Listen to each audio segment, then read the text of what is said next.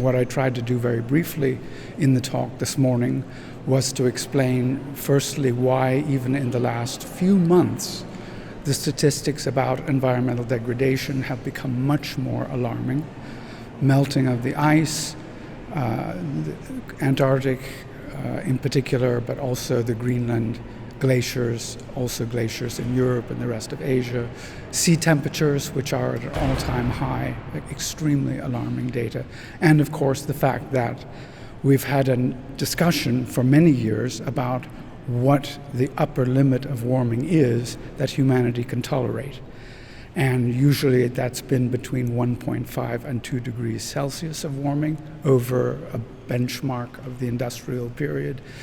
It now appears that we passed 1.5 this year for the average of the 12 months, a figure which it was estimated would not happen until the 2030s, 40s, or perhaps even 2050.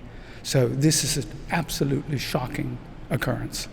So what I then tried to do was to suggest that if we accept this new narrative, we have to act in a much more determined and alarmed way in ceasing the sources of carbon emission and other forms of warming. When it comes to the aesthetic, I mean, immediately you think about the arts.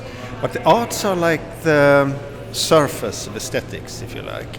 So, and it's a misunderstanding that aesthetics is about how things look. It's about, rather, the aesthetic is a way of being. If you could say that it is a softer way of being, where you become aware of your connectedness. There is a philosopher called David Abrams. He says that our senses are gates where we receive the nourishment of otherness. And that captures something about the aesthetics. And the arts can be a wonderful school to practice this ability. But it doesn't stop with the artworks. Those are the entrances to these abilities. So that is my approach to it. Yeah.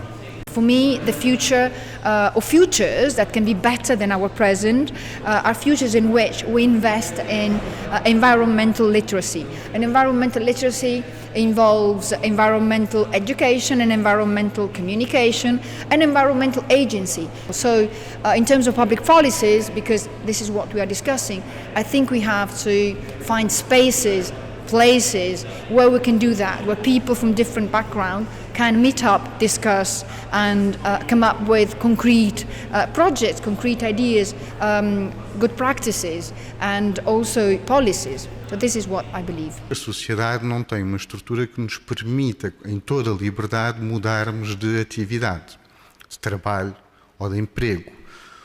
E é verdade que há muitas pessoas que têm empregos de que não gostam, etc. E, portanto, esta pergunta é, então, e se o Estado, ou uma instituição europeia, mas vamos dizer, se o Estado português garantisse a todos os seus residentes legais um rendimento que lhes permitisse fazer aquilo que eles querem mesmo? O último governo, onde para ele, claramente, o rendimento básico incondicional provocaria uma sociedade completamente distópica entre uma massa inumerável de desempregados por causa do desenvolvimento das tecnologias, a receber um rendimento miserável, e uma minoria riquíssima dona das máquinas. Portanto, seria uma distopia. Portanto, nós temos de pensar de que maneira que esta situação, se vier a acontecer um desemprego em massa, se o rendimento básico incondicional pode ser uma solução interessante ou não.